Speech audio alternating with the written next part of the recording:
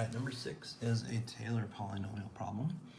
We've got some information here about a function and its values at 1, its derivative at 1, and its nth derivative at 1. The question says write the Taylor series polynomial for this function about x equals 1. Let's refresh our memory on how to find a polynomial centered at c of a function. So it's going to be the value of the function at c plus the derivative of the function at c divided by 1 factorial times x minus c plus the second derivative of the function at c over 2 factorial times x minus c squared. And I'll do one more term. I'd get the third derivative at c over 3 factorial times x minus c to the third, and so on and so on and so on. So I have to apply that formula, or know that formula, and apply it to this polynomial. The key elements of this are going to be these derivatives. So let's go ahead and figure those out. So f of 1 we know is 1. F prime of 1 we know is negative 1/2. F double prime of 1, I'm going to have to use this formula, plugging in the number 2. So it's going to be negative 1 squared times 2 minus 1 factorial over 2 to the second. So that's going to be a positive 1 over 4. So that's the value we're going to use when we get to that stage. F triple prime of 1 is going to be negative 1 to the third, 3 minus 1 factorial over 2 to the third, and that's going to be a negative 2 over 8, which is negative 1/4. All right. So let's write our polynomial. The polynomial of this function centered at 1 is going to be f of 1, so that's 1, plus this number, which is negative 1/2, times x minus 1 to the first. Then I have this number, which is 1/4, divided by 2 factorial, so that's going to be 1/8, and then x minus 1 to the second. And then finally, negative 1/4 over 3 factorial. 3 factorial is 6, so that's going to be negative 1/24, and x minus 1 to the third. It also asks us for the general term, which is the nth term here. So my expression for the nth derivative is negative 1 to the nth times n minus 1 factorial over 2 to the n. I'm going to divide that by n factorial, because that's what I have in every one of these. And then I'm going to multiply that by x minus 1 to the nth.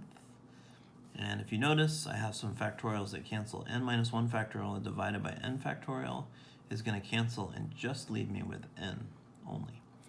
And so what I have for the nth term is negative 1 to the n over n times 2 to the n times x minus 1 to the n. Kind of a hard problem, but if you know the Taylor polynomial formula, it's not so bad. Okay? All right. Next it says that the radius of convergence is 2, so that means that on either side of 1, 2 away, I have convergence within that interval, right? So that's going to be from negative 1 to 3, right? On 2 on either side of 1. What I really need to check here is whether or not to include or not include 3 and negative 1. So that's what this problem is about. So if x equals negative 1, then my Taylor polynomial, let's actually pull that up here. Okay. So at negative 1, my Taylor polynomial is going to be 1. Let's just make this p of negative 1, right? Is going to be 1. Plugging in negative 1 here is going to give me negative 2. So that's going to be negative 2 times negative 1/2, which is plus 1. And then I'm going to have negative 2 squared, which is 4. So that's 1/2. And then negative 2 to the third, which is the negative, times negative here is going to be a plus. And so I get 8/24, which is the third. If you kept going, you get a fourth, and you get a fifth. And this is a harmonic series, but it diverges. at x equals 3, if I use this Taylor polynomial, I'm going to get 1 plus, plugging in 3 is going to give me 2 times negative 1/2, which is a negative 1. Plugging in 3 here is going to give me 4/8, so that's a half. Plugging in 3 here is going to give me 2 to the third, which is 8 over 24, which is a third, but it's going to be minus. And if you kept going, you get a plus 1/4 and a minus 1/5. And this is an alternating harmonic series, and this converges by the alternating series test. Alternating series test, okay? So because 3 converges and negative 1 diverges, my final answer for this one is the interval of convergence is going to be negative 1 less than, x is greater than negative 1, but less than or equal to 3.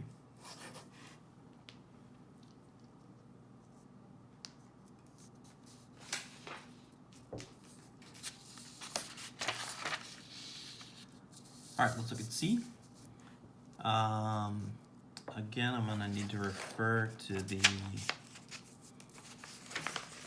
polynomial that I came up with. Let me just write that out. So here was my polynomial from part A.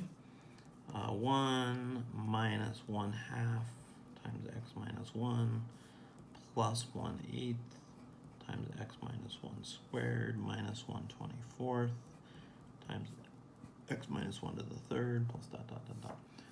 So we're going to estimate f of 1.2 by plugging in 1.2 to this polynomial, and we're going to find the first 3 non-zero terms. So I have 1 minus 1/2. When I plug 1.2 in here, I'm going to get 0.2, which is 2/10, also 1/5. So I'm going to make that a 1/5 just so I can keep everything as a fraction. Right? Here when I plug in 1.2, I'm going to get 1/5 again. This time I'm going to square it, so it's 1/5 squared, and that's my first 3 terms, so I just have to simplify this. I end up with 1/25 times 8 is 200, so a common denominator of 200 would be 200 over 200 minus 20 over 200 plus 1 over 200. And working that out, you get 181 over 200. That is my answer for part C. If you convert that to a decimal, I think it's 0.905. All right, and finally we've got part D. The approximation we just got, which was 181 over 200. If I take that and I subtract it from the true value of the function, I know that that error needs to be less than or equal to the next term in my polynomial. So if I go back and look at the polynomial one more time, I would have to go do one more term here. That next term was this one, right? And so I didn't do it, but if I did, it would be 1/24 times 1/5 to the third. And so that, remember in alternating series, that next term represents your error. So this error is going to be this much. All right, if I figure out what that's equal to, I've got 1/24 times 1 over 125. And 125, if you double it, you get 250. If you quadruple it, you get 500. If you multiply this by 8, you get 1,000. And so there's 3, this is 3,000. So 1 over 3,000. Right? And 1 over 3,000 is definitely smaller than 0.001 because that's 1 over 1,000. And so I've shown that that error is less than 0.001.